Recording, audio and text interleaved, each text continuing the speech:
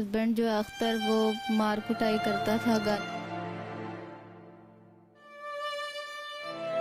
गाली गलौज, काम नहीं करना, नशा करना।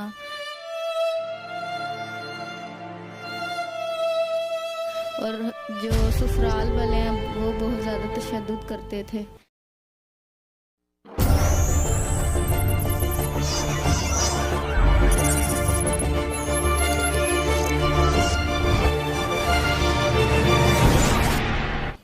हकूक़-ए-निस्वां का बिल 2012 में पास हो चुका है, जबकि और ख़वातीन के हकूक़ के हवाले से पाकिस्तान में बहुत बेहतर कानून साज़ी की गई।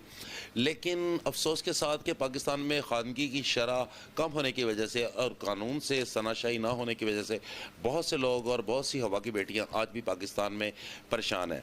हम इस वक्त मौजूद हैं नायला के घर में। नायला की शादी जो है वो 2019 में उनके एक अजीज़ के साथ हुई थी और उनकी जो है एक 1.5 साल की बेटी है।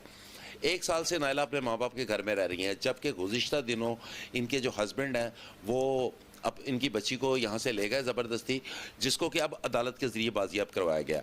चलेंगे, हम इस वक्त नायला से बात करेंगे और उनसे जानेंगे कि उनको शादी से पहले जो मसाइल थे और अब वो बच्ची के हसूल के लिए उनको किन मुश्किलात का सामना करना पड़ा।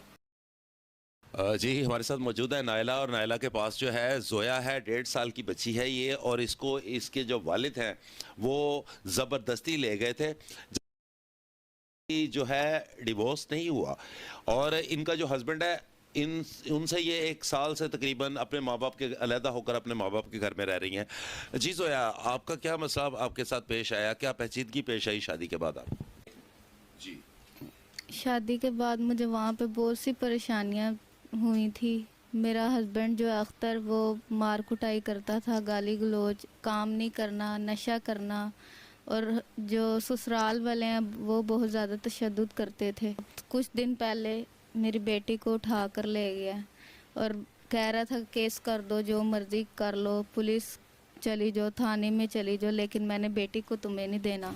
ये बड़ी पिछली बड़ी ईद पे मुझे मेरे ससुराल वालों ने मारा था, मेरे हस्बैंड ने मारा था और कोई छुड़वाने वाला भी नहीं था और बहुत ज़्यादा मारा था और ज़ोया को भी ले लिया था। 3-4 दिन फिर वहाँ पर ज़ोया रही है और मुझे घर से बाहर निकाल दिया और धमकियाँ दी कि तुम अब यहाँ पर वापस ना आना। मेरे माँ बाप ने बेटी होने की वजह से वापस मुझे भेज दिया कि नहीं ये बेटी है, फिर भी मुझे वापस भेज दिया गया सिर्फ इसलिए कि मेरी एक 1.5 साल की बेटी है। लेकिन ये अख्तर जो है नशा करता है और काम भी नहीं करता, इसकी वजह से मैं बहुत ज़्यादा परेशान रही हूँ। लेकिन अब मेरा उसके साथ कोई गुजारा नहीं है और मैंने अपनी बेटी को बहुत मुश्किल से अदालत से लिया है। बहुत ज़्यादा धमकियाँ दे रहे थे लोग। अब आप कानून से क्या चाहती हैं? मैं ये कानून से यही चाहती हूँ कि जो इन्होंने मेरा जहेज़ वगैरह बेच दिया है या जहेज़ वहाँ पर है वो मुझे वो भी दिया जाए और मेरी बेटी का ख़र्चा जो है मैं खुद नहीं कर सकती। मैं गरीब हूँ, मेरे माँ बाप भी गरीब हैं, तो इसलिए मैं कानून से यही चाहती हूँ कि मेरी बेटी की कफ़ालत की जाए, उनका ख़र्चा लगाया जाए।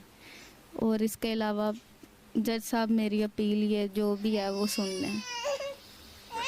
चूँकि एक पसमानदा फैमिली से थी, एक गरीब घर से उसका तल्लुक़ था, इसलिए उसके साथ तशद्दुद भी हुआ, उसके हकूक़ भी सलब किए गए और उसको वो माशरती इज़्ज़त भी उसके ससुराल में नसीब नहीं हुई जिसकी कि वो हकदार थी।